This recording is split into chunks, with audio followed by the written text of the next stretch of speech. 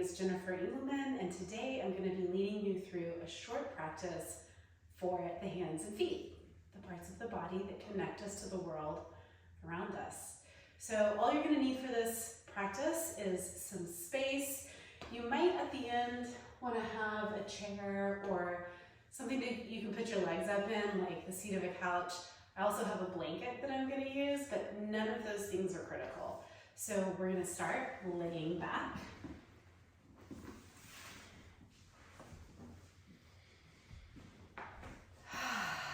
We're just going to take 3 deep breaths.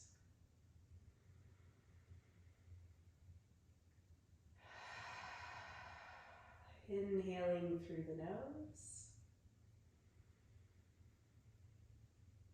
and exhaling through the mouth.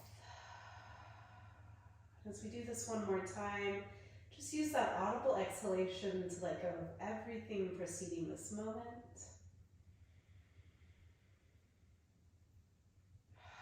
Let all your future plans remain in the future.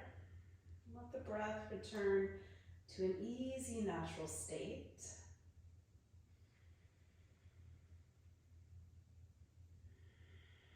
And just letting yourself really rest into the support of the floor beneath you.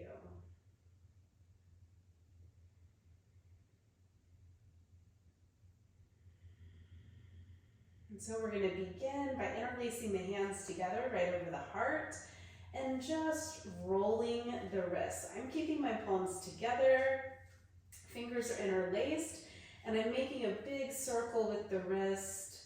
I'm going to go maybe 10 times in one direction and then switch to the other direction.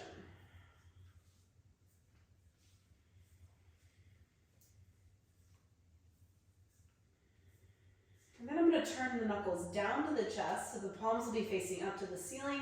And on an inhalation, I'm going to press through the palms of the hands. Fingers are still interlaced.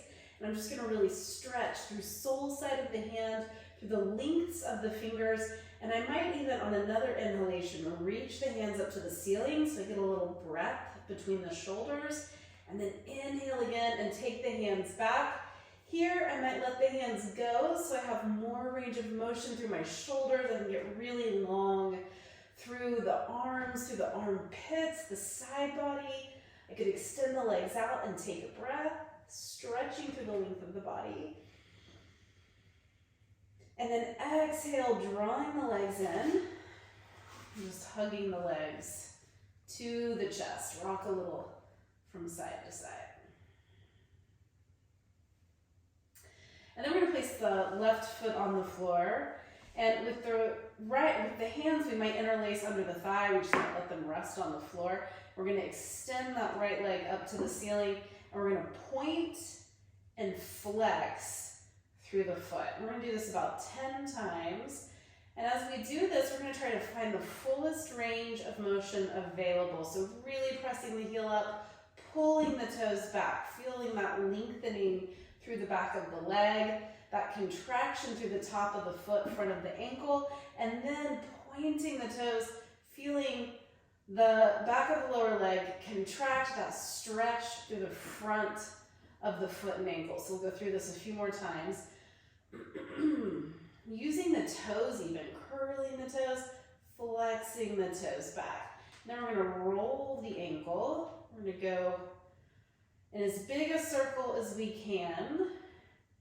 We'll go both directions, about 5 times.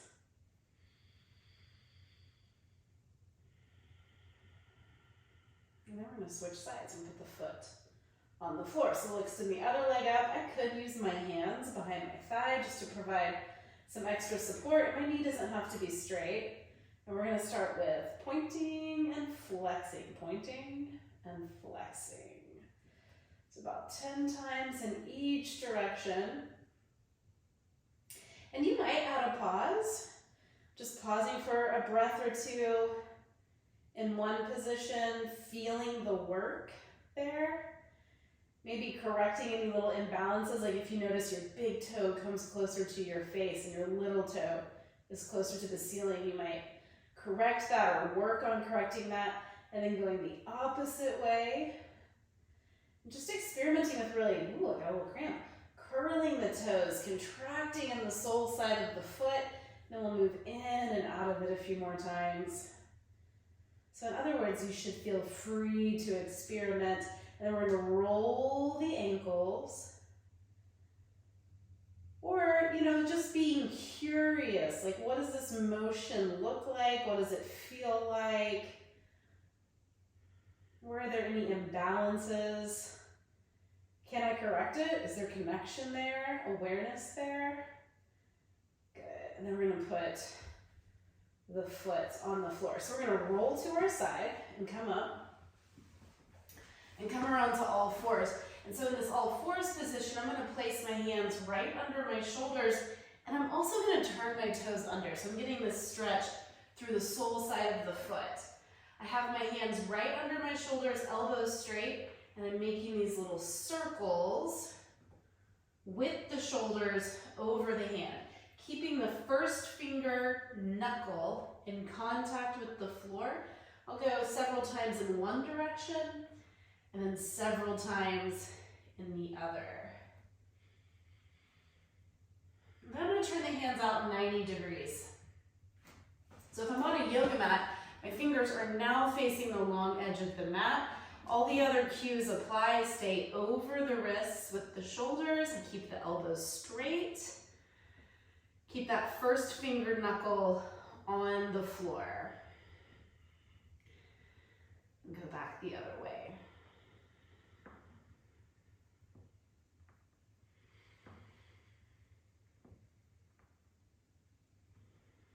Okay, so now I'm going to turn the hands back.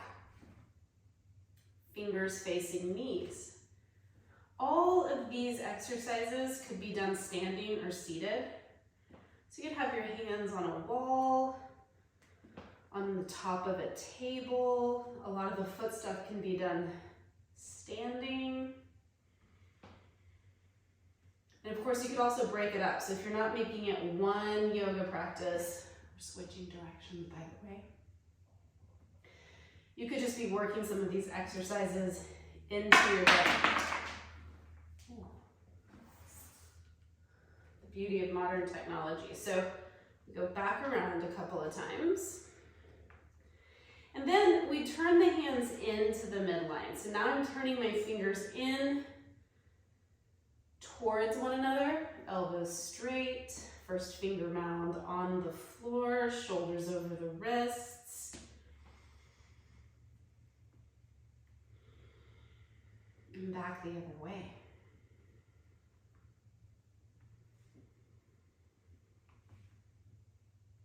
Toes are still turned under. Okay, one more time, we're turning in, and we're gonna get as close as we can to pointing that middle finger back towards the knees and keeping the elbows straight. May not get all the way there. We can get as close as we can. And we make these little circles. We're going to be very aware now on how much that first finger knuckle mound wants to lift away from the floor. Continue to try to press into it. Make your shoulder circle in the opposite direction.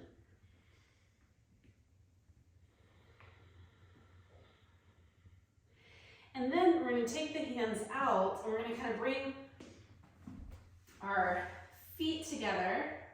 We're going to sit back, so knees and feet are together. We're sitting back onto the heels if we can comfortably do so. And we're pausing here. Just letting the wrists have a break and then stretching through the front of the shin, ankle, and top of the foot.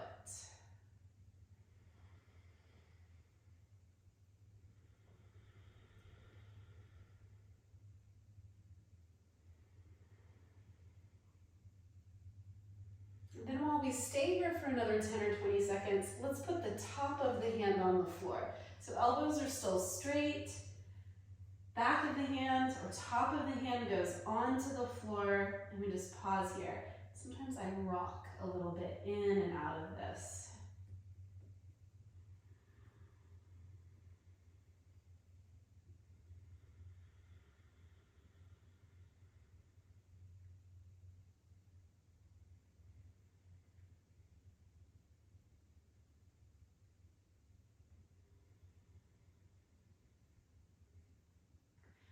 We're going to come back to all fours. First fingers facing directly ahead. Fingers spread wide. All four corners of the hands on the floor, and again, this vertical alignment from shoulder to wrist. We're going to lift the palms of the hands off the floor. So we want to lift left and right palms at the same time, and then we're going to slowly lower the hands back down. As we do this, we're keeping that first knuckle on the floor, and then there's no weight in the thumb. So the thumb might rest on the floor as you do this, but the weight is going down through the knuckles of the four fingers, those first two knuckles in particular. And then if you can, you're going to lift your thumbs up. And we're going to do about 10 repetitions. I have no idea how many we've done, so we're going to call that 10. And then we're going to make a fist. So in this next exercise, we're going to curl the fingers in and wrap the thumb out in front. We want to keep the fist really tight. The tendency is for the hands to come apart, and you're going to try to fight against that and or change the position of the hands. So if you start in an all fours position and the hands are coming out or apart as you move into the exercise, then bring your hands closer to your knees, or you might even try this up against a wall. So just as we've done in the wrist flexion raise, the previous exercise, we have the hands right under the shoulders. Fists are nice and tight. And we're going to start by flexing first from the wrist. And then when we can't go any further from the wrist, we're going to bend the elbows and bring the back of the hand to the floor. And we're going to come back upright. So we're going to do 10 of these. Keeping those fists nice and tight, moving first from the wrist and then from the elbows, staying vertical over the hands.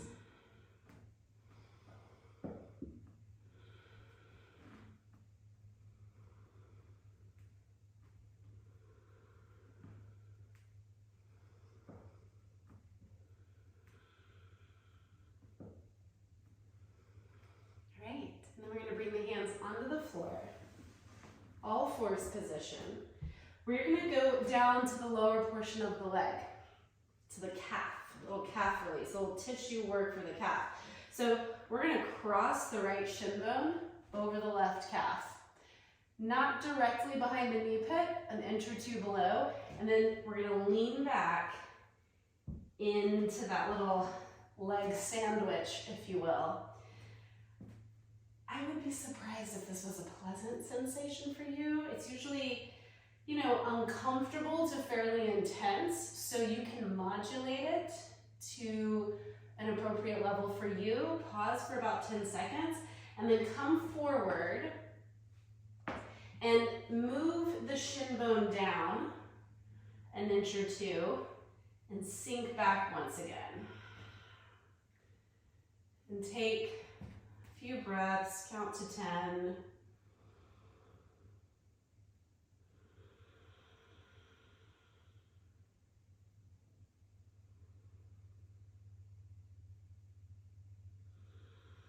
Then come forward, move the shin down again.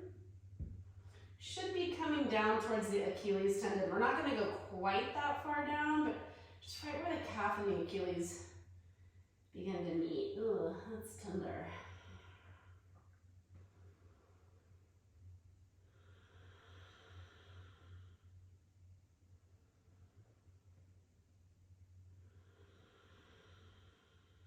And take one more breath.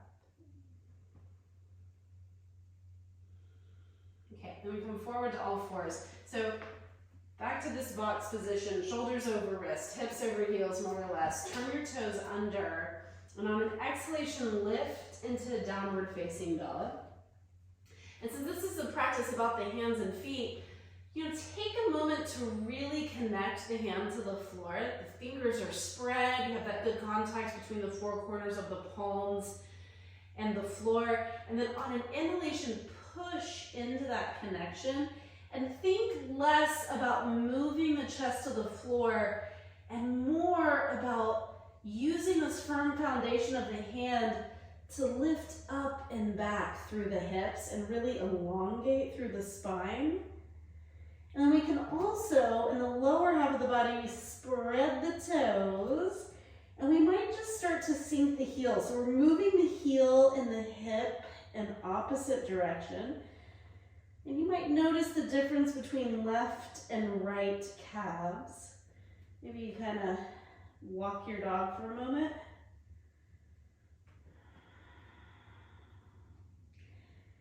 And then we're going to inhale and bring the knees down and move on over to the right calf.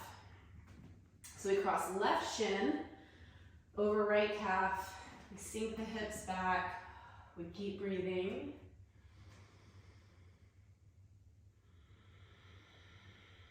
Maybe 3 or so breaths or a count of 10. If you're counting, you're still breathing.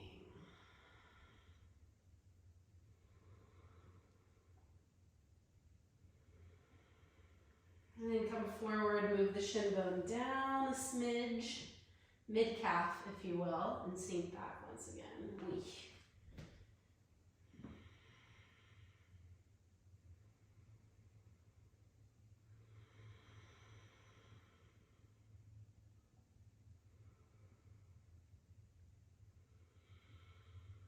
And then one more time, move that shin bone down.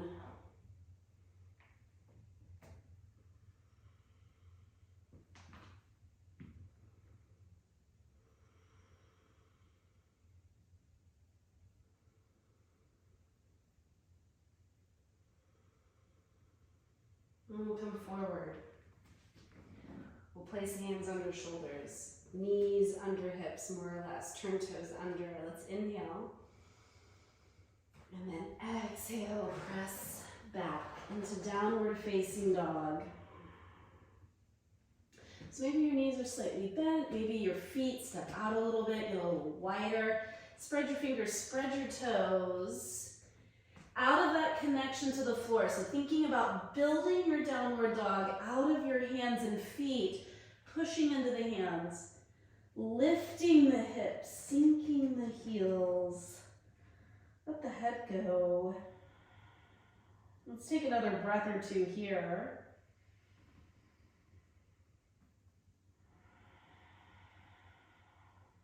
And then inhale, bring the knees down.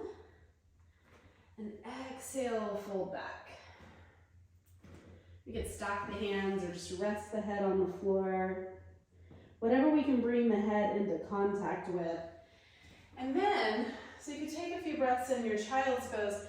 And then I'm gonna take this pose in a chair, but you could put your legs up a wall or certainly into the seat of a couch or whatever you have available to you. Because I have this chair that I can stick my feet through, I'm also going to put a blanket in it. And I'm going to roll the end of the blanket up to create a little bit of support for the ankles.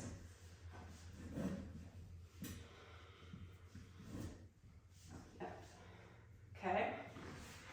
I want the knee pit to go against the edge of the seat and the ankles to rest on that roll. I put another blanket under my neck and head.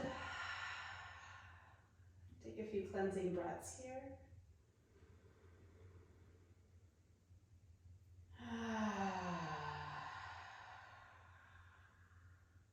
Once more.